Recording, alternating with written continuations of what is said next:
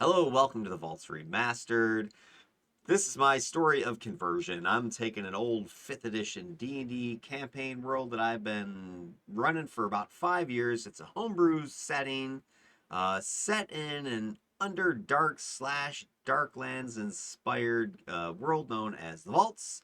And I'm turning it into a Pathfinder 2nd edition game, the remastered version, which is on the cusp of being released this month. So I'm all excited. I'm ready to, well, I'm not ready to go. That's why I'm making these videos. And if you're like me and you're thinking about making a change, I invite you to join me on this journey to get some ideas, get some strategies, see some tools and tricks and things that I'm using to convert my game. Because maybe you're sitting there thinking that, you might want to turn your game, or you're a player who is thinking about joining a Pathfinder game and you're not sure what it's all about. This isn't some big old how-to or whatever.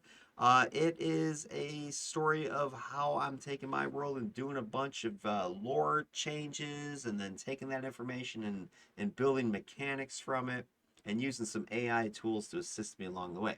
So I invite you to join, check out what's going on, and this is Session 1C, Kvarca, the Divine Gifts of the Radiant Sovereign. I'm going to be looking at mechanics behind the older episodes I just had been talking about, and those were the inspiration for this particular entity known as Kvarca, a primordial in my game world. Going to be taking some of his mythology that was developed in session 1A and some of his religion that was developed in session 1B. And I'm going to take this stuff that I've created, a lot of lore, a lot of story, a lot of ideas, and showcase and talk about specific mechanics that you can apply using Pathfinder 2nd Edition rules. And some of this is going to be some homebrew variations as well, so it's not going to be straight out of the book type of stuff. So, if you're interested in checking this out, stay tuned, keep following along, like and subscribe, and all that fun stuff to the channel. I'm going to be talking to you guys for a good 30 to 45 minutes here to go over all the things I wanted to share with you. So let's get started. Kvarca, his luminant brilliance, the radiant sovereign of Prismar, the unblemished lord of Quartzarum, the flawless ward of the lunar nexus, and the king of all jewelkin. What's going on with this guy? So I've taken his lore, which I developed in the last three episodes, and I am now looking at it through the lens of game master and player. And I'm going to start with the cleric domains and the cleric doctrine. So if you are making a cleric in Pathfinder 2nd Edition, one of your first decisions you're going to need to make once you've decided on this class is what god are you worshiping? And in my game world, they're known as primordials. Kvarca is one of them. So which primordial would you be worshiping? Because each primordial has a set of domains or spheres of influence for which they oversee or which they represent. And for my guy, Kvarca, he is a primordial associated with wealth, perfection, earth, and lights, which in Pathfinder 2nd Edition game terms is actually going to be the sun. But he is this crystalline, titanic, jewel, gem, beautiful, flawless entity who a lot of people worship because of those properties. So if you are a cleric, you would choose from amongst these four choices. So if you're going to be homebrewing and turning your old game into second E game, or you are signing up for a second E Pathfinder game as a new player and you're planning on playing a cleric or not a paladin, they don't call them that Pathfinder, a champion, you're gonna be looking at these domains because they're gonna give you some spells, some special powers and such. And let me pull this up from the core rulebook. Give me 1 second here. There we go. So this is page 441 in the core rulebook, which I don't think it's gonna be 441 in the remastered version. I don't have those new fancy books yet. So the page numbers will change a little bit, but the information is probably going to be the same. So here we go. Here's an example of the wealth domain, which is one of the ones that Kvarca oversees. And so you can see here it talks about the basics. You know, power over wealth, trade, and treasure. So from Kvarca's perspective, this would be mineral wealth, all the gems and jewels that grow within his domain of Prismar, his realm of Prismar, and his domain wealth. If you're a cleric, you're going to get this appearance of wealth and this precious metals ability. What's that talking about? Those would be domain spells and advanced domain spells. So as a cleric, I believe it's at first level you get your domain spell, and then I forget what level it is, you get your advanced domain spell. But as you level up, you get these spells. So in D&D, it's similar. You do have domain-based spells, but these are focus spells, which is a whole nother animal. They're not spells. They are things that you can get back after each encounter, which is roughly every 10 minutes if you go back to fourth edition D&D parlance. But anyway, after a fight, you can take a quick 10-minute rest, and you can refocus and get back these particular spells. So anyway, depending on which domain you take, Earth, wealth, light, or sun is what it would be here in Pathfinder. Kvarca is going to grant that cleric those particular powers. So I want to bring that up because that is what I'm talking about here as part of this homebrew of this conversion process is you need to look at the domains. So none of this stuff is brand spanking new. I didn't create some new domain here. I tinkered with the idea of light, but I think I can just use sun because the sun is not specific to, the sun up in the sky. It's just light and energy anyway. So I think it works as a light domain for with this guy. He's brilliance. He's flash, that kind of stuff. So that's the main thing, right? We got to start with his domain. So that's what I came up with Kvarca.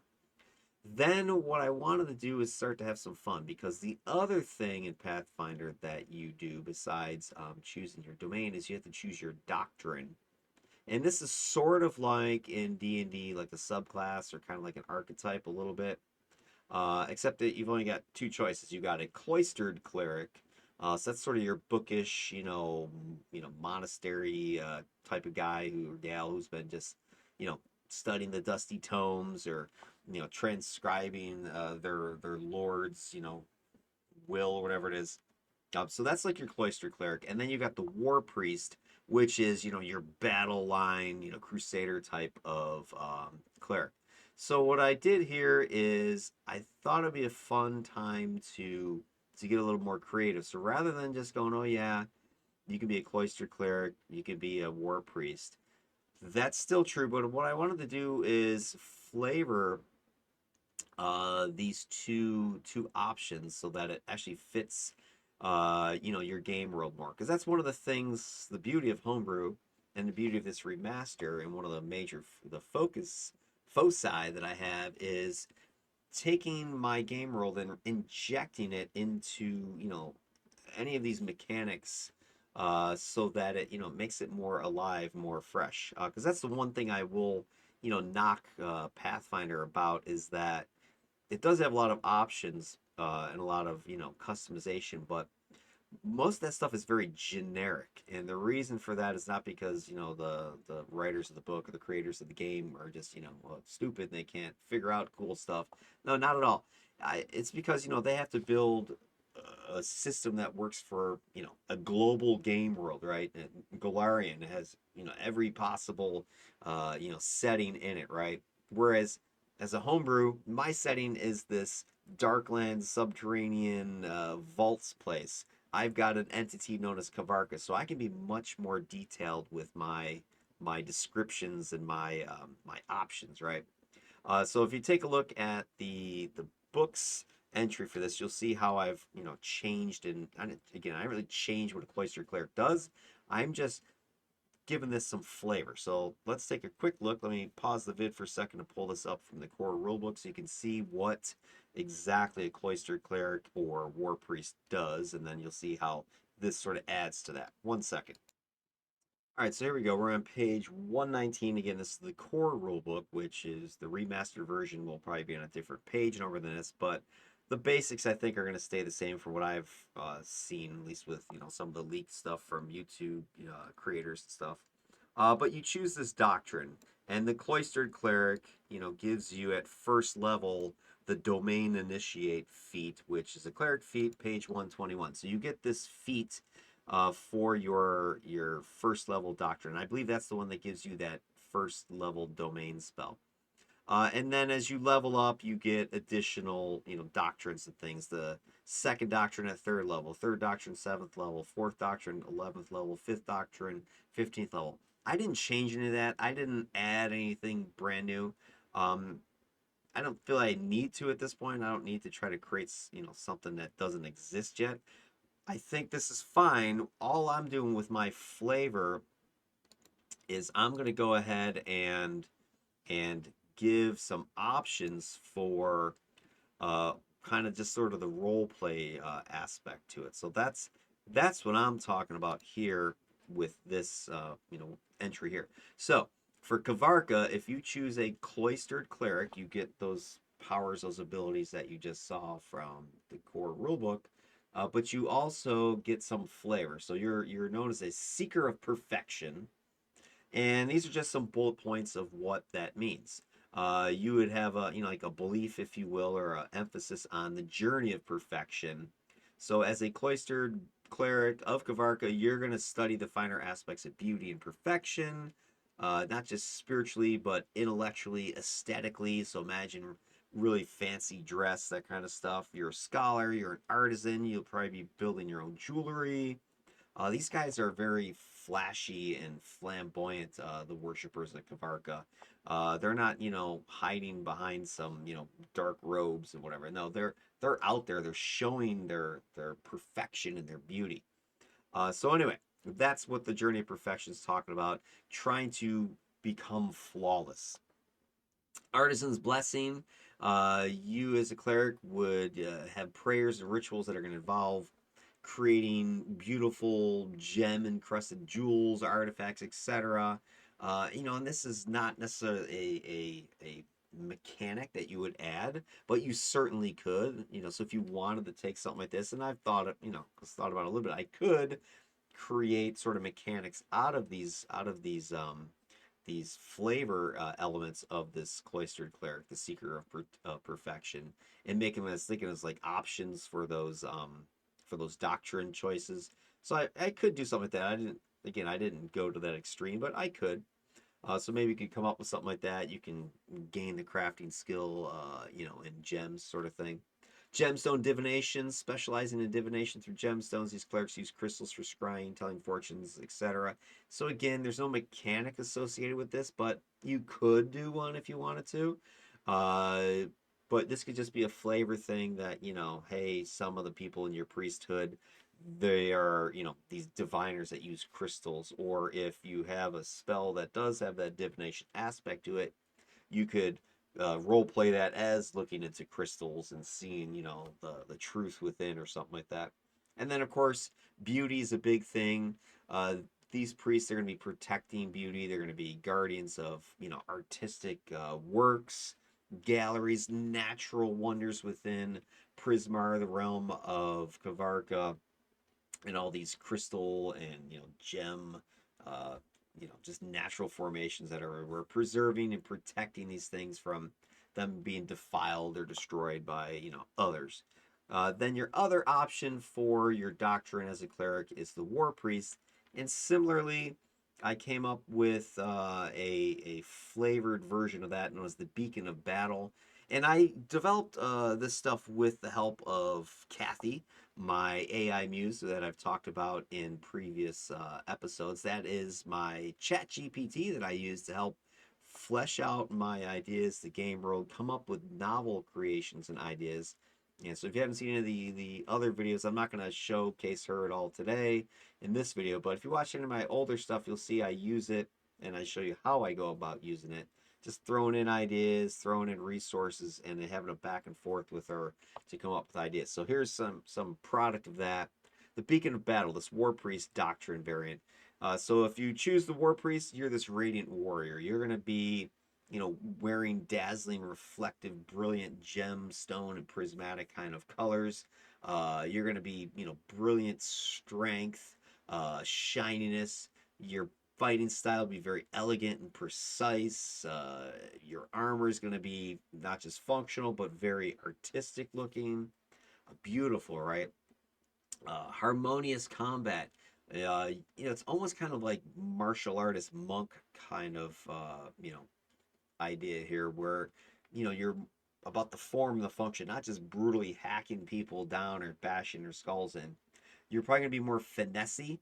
The sacred weapon for Kvarca is the spear, a jewel tip spear. So you can imagine, kind of like almost thinking, what is it, Game of Thrones with I forget the prince guy with the spear there that was fighting the mountain in that the trial by combat thing.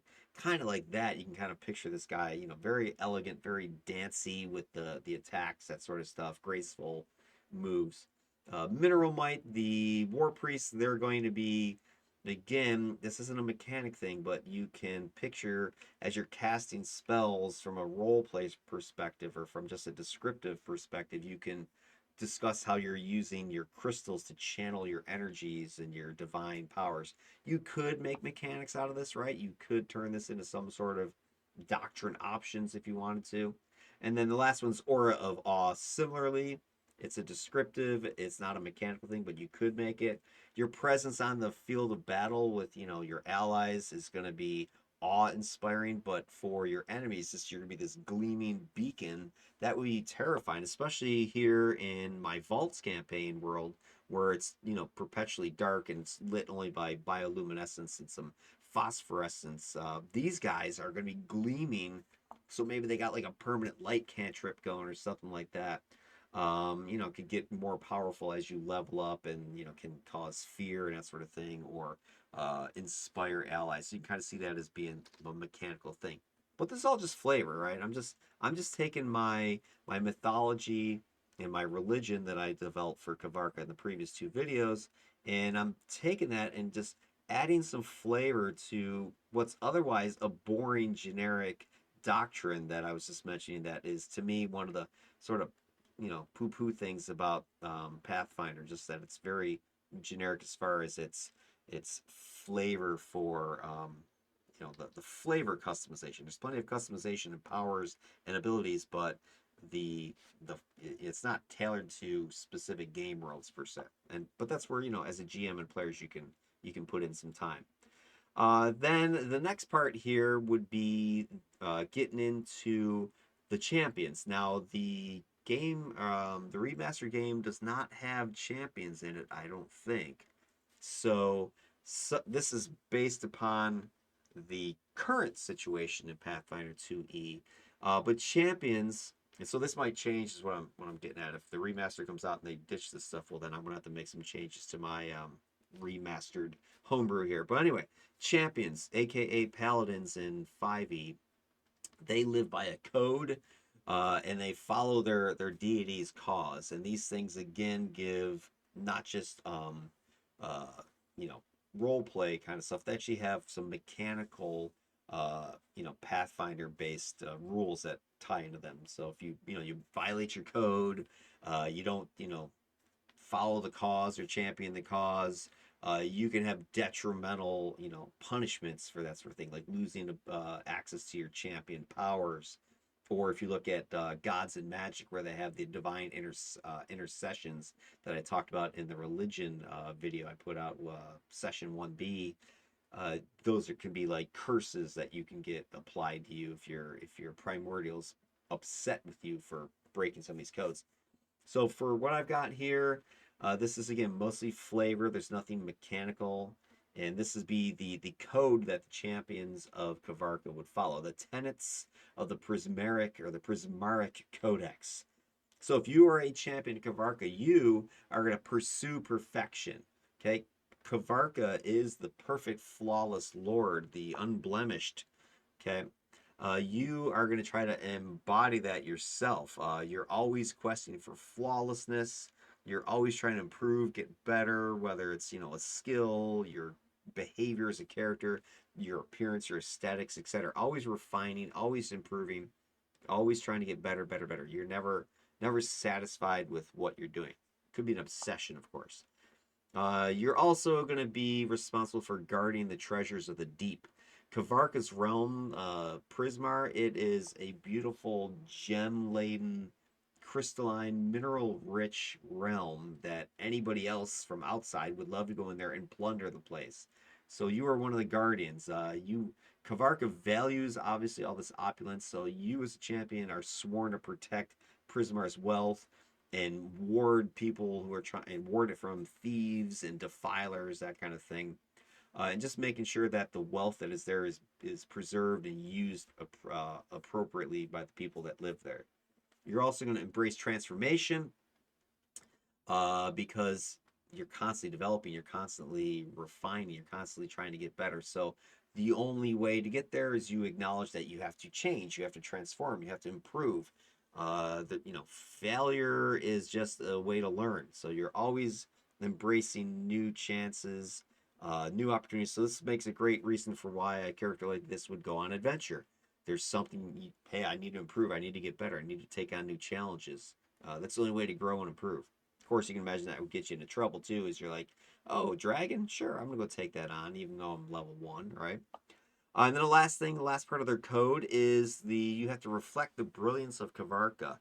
You need to present yourself, as this dignified, strong, elegant symbol of your Lord, his power and his grace. Your actions, your words, your appearance, they all should reflect this flawlessness, this brilliance, this perfection. So the way you look, the way you act, all that stuff is part of your code. And then the cause, again, I threw a flavor on this one. In the Pathfinder official game, there are 3 causes you can choose from, and that one of them is Paladin, another one is Redeemer, and the other one is Liberator, and they were based upon the alignment you chose: lawful good, neutral good, and chaotic good. But alignment is going away in the remaster version, so I'm not sure what's going to happen with the champions in their remaster, which I don't think is coming out until next spring is when Player Core 2 is being released. So right now that's the mysteries. And because of that, I felt it was my creative license to go ahead and come up with a brand new uh, type of um, cause. So this one I call for Kvarca is if you're a champion, your cause would be the pursuit of radiant perfection, and you would be known as a paragon. Okay, so you got paladins, you got redeemers, you got liberators, and now you have paragons. So this is homebrewed. And so you're, as a champion, you commit yourself to this promotion of beauty, perfection, wealth, enlightenment, the journey towards that path. That's not just your personal growth, but the whole society you believe should be part of this evolving process. And so your mission, you're trying to uplift and educate and beautify and lead by example. So you have the following tenets for this cause of Kvarca that you must follow, that you must obey. Personal mastery, you're always trying to hone your combat skills, your etiquette, your knowledge to become paragons of perfection. Artistic creation and restoration, engaging in sponsoring great works of art. So you will be like a patron of, let's say, artists or sculptors or crafters who are using minerals and gems and stones and that kind of stuff too for their works. So that would be something that you would take your money and use, or perhaps provide space for a studio or some workshop or something like that. You also are going to be campaigning for enlightenment amongst the people. You're going to be leading the charge for educational, cultural enlightenment, advocating, uplifting and harmony, and making sure everybody's improving and getting better. So schooling, education will be very important. Making sure people are trying to perfect themselves, get more beautiful. Just everything has to be better, better, better. So you'd be campaigning for this out, on the streets, or in your temples or whatever, or going to the villages nearby. And then of course there's the stewardship part. There is the guardian part. You're going to be on patrol in Prismar, the realm there. You're going to make sure that people that are using the minerals and the other Earth's bounties that are around are doing so, you know, uh, correctly, right? They're not just wasting things and breaking stuff and just overusing things, exploiting the resources. And you're going to defend the realm from anybody who tries to do this, whether it's, foreign or domestic type of, foes. So that's your big stewardship role.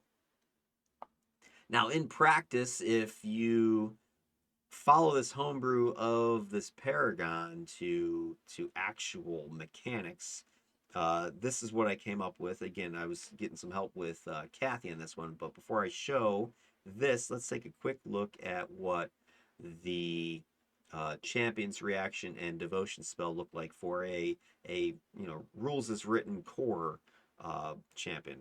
Let me pull that up real quick. All right, here we go. So this is the champion. This is the one that's the liberator. So in rules as written current version of Pathfinder before the remaster, one of the three types, one of the three causes you can pursue is the liberator. So that is chaotic good. So you have to be a chaotic good. There weren't any evil champions or neutral ones. You had to be good, something good. So anyway, the liberator's chaotic good, and so you defend freedom of others. You gain the liberating step champion's reaction, and the lay on hands devotion spell. After the tenets of good, you add these tenets. So you're getting a couple of abilities. Lay on hands. That is one of your devotion spells, and then the liberating step is your champion's reaction. So when I came up with the version for the Paragon that I'm talking about in mind here, my champion's reaction it's not the liberating step because again alignment's going away. So a liberator, is that even still going to be a thing? A chaotic good liberator, and lay on hands the devotion spell. You know, that's pretty much I think standard for most of the champions that are currently in game, if I'm not mistaken. Yeah, so all of the champions in the current game, the Paladin, Redeemer, and Liberator, all get Lay on Hands as their devotion spell. So I came up with something a little bit different. So rather than just another Lay on Hands, they have an option here called the Enlightened Touch. So here's what I've got as homebrew for this Paragon, this Kvarca champion. Radiant Rebuke is your champion's reaction, and the specific mechanics of this power, I have some idea, but it's obviously open to revision. So I think I have just the basic concept here.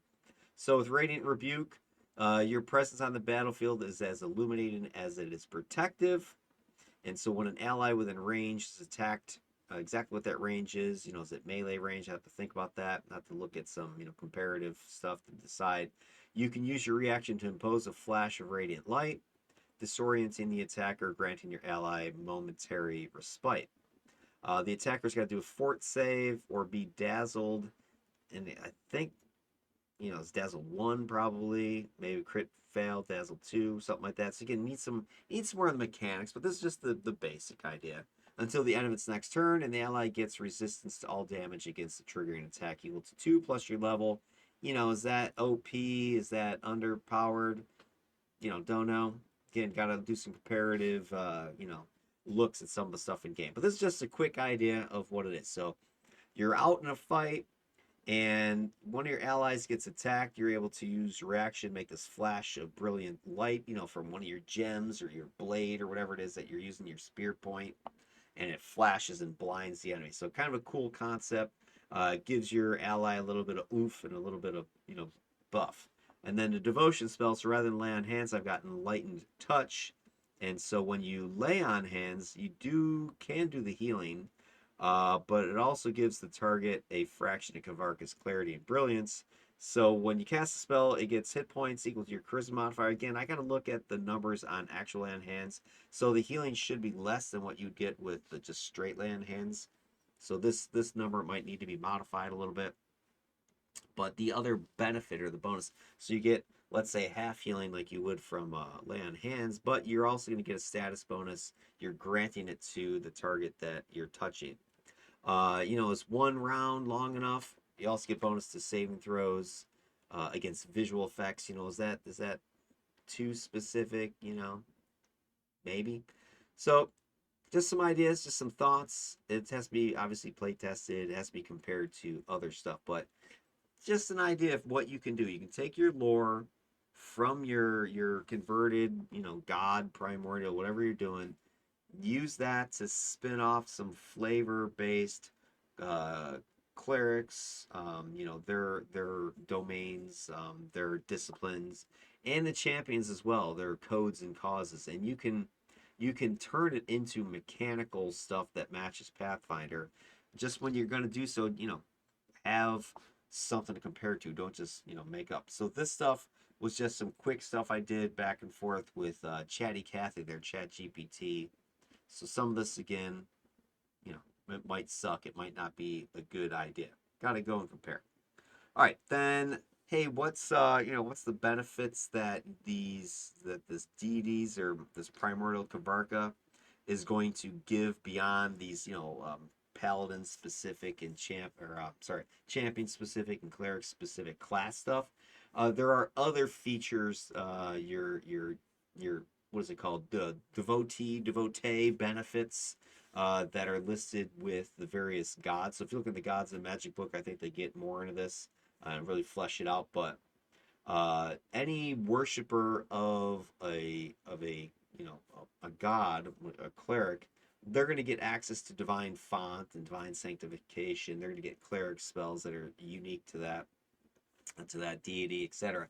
So I worked with Chatty Cathy as part of my template that I've discussed in the last couple of videos. I've got several, you know, guiding questions. So I had this last set of guiding questions was focused on this concept of, you know, that much more raw mechanical Pathfinder stuff and tying it into the religion here. So I asked some guiding questions about, you know, the divine font, divine intercessions, etc. Because I was trying to build up a stat block like you would see in the gods section of the core rulebook or in Gods and Magic on pages 10 and 11. So I wanted to break it down and have as much info as I could. You've already seen a lot of this stat block stuff sprinkled with in the religion video I just made on session 1B. So I got the rest of it sitting here in this part. So let's take a look. This is the set of spells that a cleric of Kvarca would get access to. First level, and by the way, again, the remaster is going to change the name of some of these because part of the remaster was to get away from D&D's, you know, OGL stuff.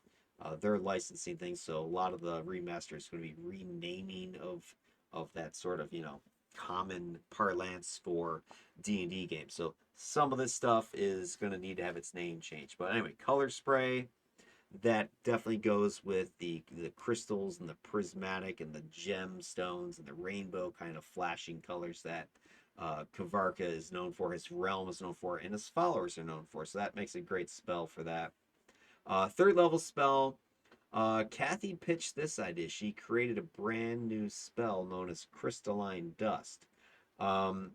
I went ahead and worked with her a little bit on the mechanics, and that's what you're seeing here. Third level spell, 2 action for casting, arcane primal tradition, 120-foot range, to 10-foot burst, duration's a minute. You conjure a swirling cloud of razor sharp reflective crystal dust in the chosen area, and creatures in the area have to make a reflex save. Critical success, they're unaffected.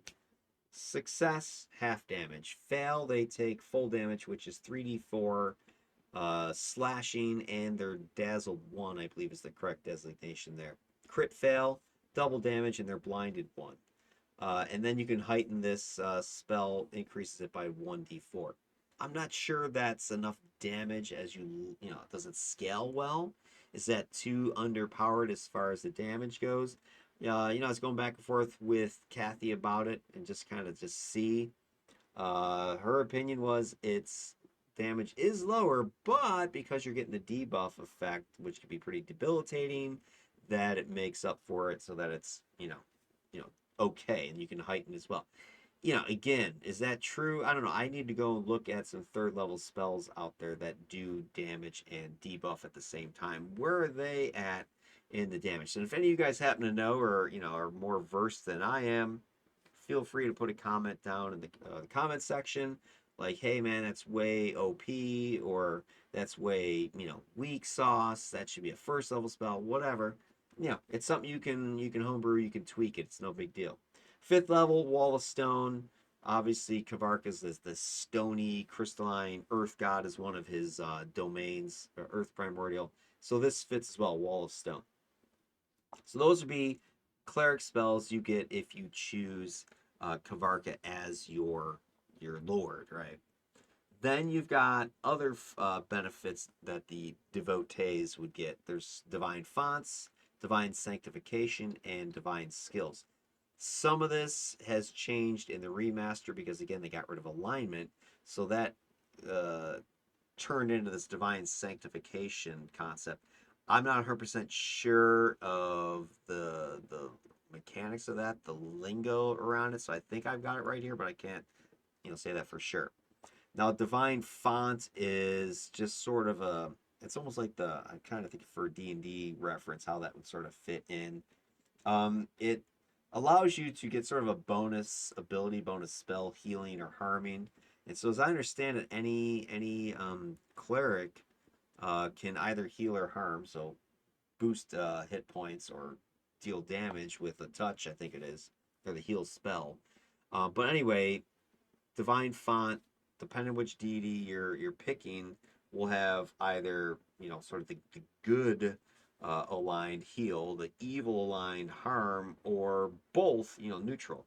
So for Kvarca, because he straddles this line between the creative process of making new works of jewels and artistry, and then on the other side he's a dominating tyrannical figure within his realm. It's kind of like his way or the highway. Very similar to the gemstones in his realm. They're objects of beauty, but they're also conduits of powerful magic. His radiant blasts of the luminar nexus. They're both. So if you choose to worship Kvarca, you'll get a choice of divine font. You can either go heal or harm. Divine sanctification, this is replacing alignment. So now you're either holy or unholy, and that applies, I think, some potential for bonus damage against opposite sanctified targets. So if you're a holy sanctified priest and you damage an unholy sanctified enemy of some sort, you do bonus holy damage, I think is how it works. So exactly the language from the new book, the new remaster, I don't know because I don't have the book yet, but once I do, I can refine this later.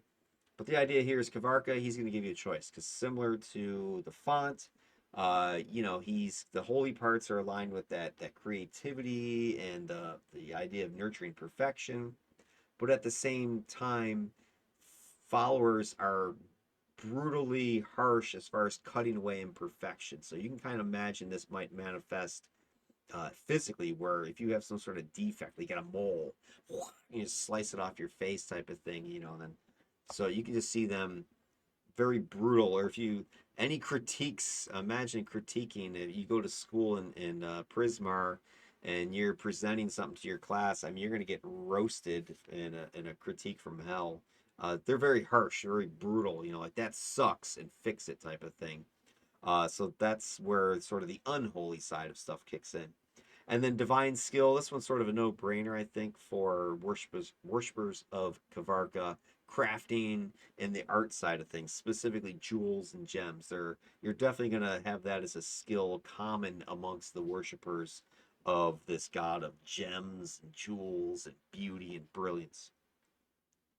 All right, then the last part of the devotee benefits, and this came out in, I think it was Gods of Magic, this appeared. There are these divine intercessions, and I talked about this in my previous video on Kvarca's religion. These are the boons and curses that your primordials, your gods, can deliver to their mortals to directly intervene or give them, hey, thumbs up, you did a great job, or slap across the face, you did something terrible. So if you're, a good boy, good girl, and you've been following all your edicts, then you might get one of the boons, right? Minor boon, moderate boon, major boon, as depending on what you've done. And this opposite's true with the curses. If you've been doing all these anathemas and violating your edicts, you're a paladin, let's say, or sorry, a champion, and you're not following the code. You're screw the cause. You don't care anymore. That kind of thing. You can end up getting cursed. Would be a penalty that you could, as GM, could mete out punishment against the those murder hobo champions on your player team there. But the boons here, these are some homebrew options. And I have mechanics of them. I don't have it posted here, but I do have some mechanics behind these things. So minor boon, crystal clarity. Your mind, the recipient's mind is filled with clarity, enhancing their decision-making perceptions. You can see that given some sort of bonus +1 to, let's say, perception checks or something like that, or sense motive checks, who knows. Moderate boon, gem heart, resilience. The worshipper's heart syncs with the pulse of gem core, which is one of the sub-realms within Prismar, granting them robust physical constitution. So, maybe some damage resistance, maybe a fortitude save bonus, that kind of thing. Major boon, resonance of the Jewelkin. Kvarca imbues the faithful with a fragment of the Jewelkin. The Jewelkin, the way in my game world this works is you got like the stone elementals, right? Earth elementals. You got the stone kin, which is the rocky ones, and you got the stone kind. Then you got the crystal kind, or like the main division. And there's metal kind as well, I think, or else that might be a subdivision of stone. But anyway, Rockies, just plain, stone ones, and you got the crystally ones, crystal kind. The jewelkin are the most brilliant gem-like ones of the crystal kind, and Kvarca is the king of the jewelkin. He's the prettiest of the pretty. He's like Muhammad Ali. So anyway, resonance of the jewelkin. Kvarca imbues the faithful with a fragment of the jewelkin's resplendent essence, granting them an aura of charismatic brilliance. So boost to the charisma bonus, that kind of stuff. Curses, minor curse, dull facet. Cursed individuals' senses become muddled as if they're looking through fog glass. So maybe there's a penalty to your perception, that sort of stuff. Moderate curse, fractured essence. Kvarca fractures your spiritual essence of the curse, causing them a continuous feeling of being scattered and disjointed. So some sort of mental, lapses you start having. Maybe punishments to your wisdom type of stuff. Maybe you lose a spell slot or whatever. Major curse, shatter mind. Invoking the full severity of his ire, Kvarca shatters the mental faculties of the accursed, as if the mind were a brittle crystal struck by a hammer. So you might lose some intelligence points or something like that until you atone for your grievous, blasphemy or whatever it is that you did. So those are some options that you can use from gods and magic. And I just took my lore from Kvarca's, mythology and his religion, and worked with Chatty Cathy there to come up with some ideas for intercessions that are specific to my primordial and my game role. And then so kind of wrap this all up. We took a look at some of the homebrewed options for clerics and champions that I came up with. Some of it was just pure, flavor for roleplay, but some of it is mechanical. Some of it is homebrewed, never seen in the game before stuff. Some you could do both with it. And then the devotee, I'm so fancy. The devotee, all these benefits you can get, that definitely is homebrewed stuff, and it's tying to Pathfinder Remastered rules. Pathfinder, well, I don't have all the specific stuff for the champion, so I can't 100% say that yet.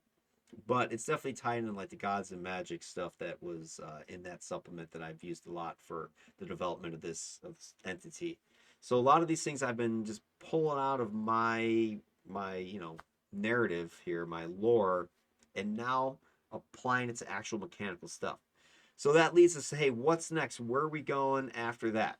So for this next session that you're going to be tuning into, hopefully, we're going to be taking a look through Kvarca's illuminated realm. We're going to go places. We're going to take a look at Prismar, the realm itself, this vault of magnificence and jewels and gems lining the walls, and stalactites and stalagmites of crystal, and the capital city, the jeweled city of Kvarca, where Kvarca holds court in his palace known as Jewel's Tier. We'll also be talking about the Luminar Nexus, which is where all this brilliance and energy and light is coursing through the earth down to the core, which is known as the world's navel. And the mirrored wall, this reflective prison that he has created to contain his enemies or those who have, done wrong to Prisma, or they get shoved into the mirrored wall to reflect upon their errors for all eternity. And we'll also talk about Gem Core, Crystal Caverns, Prismatica, the Glimmering Grotto, and other places that are within. So kind of a tour de force of his realm. Hopefully get some maps in there, get some pictures of the cities perhaps, some of the buildings like you see here. This is Jewel's Tier, his palace. And then for your homework, think about this, how would you go about remastering 5e locations and make it work? What are some of the things that, you would use if you have been ever having to take your 5e stuff and turn it over to Pathfinder 2nd E? What are some of the things that 2nd edition allows you to do that 5th edition D&D doesn't? And how do you make it work? I got some ideas. I've seen things. I've seen some stuff about some stats that are built into locations, and I think the Game Mastery Guide is the location that I saw them. Again, in the Remastered, it's probably going to be not in a different page. But anyway, think about that. And like, how could you go about doing this? How could you take your 5e world, turn it to 2e, and not just say, oh, it's a new 2e world, but what 2e Pathfinder tools are there that you can bring to this remaster, this transition of your game? Because I think from what I've seen, there's some cool stuff out there. I don't know a bunch of it, so I'm hoping some of you will give me some tips in the comments that I can use. I'd appreciate it. All right, speaking of appreciating, thanks for tuning in. Hope you got some good info here, got some ideas, got some tips, or some advice, whatever you want to call it. Appreciate you tuning in, and hopefully we'll check you out in the next video when we get into some of these locations. In the meantime, have a good night. Peace out. Later.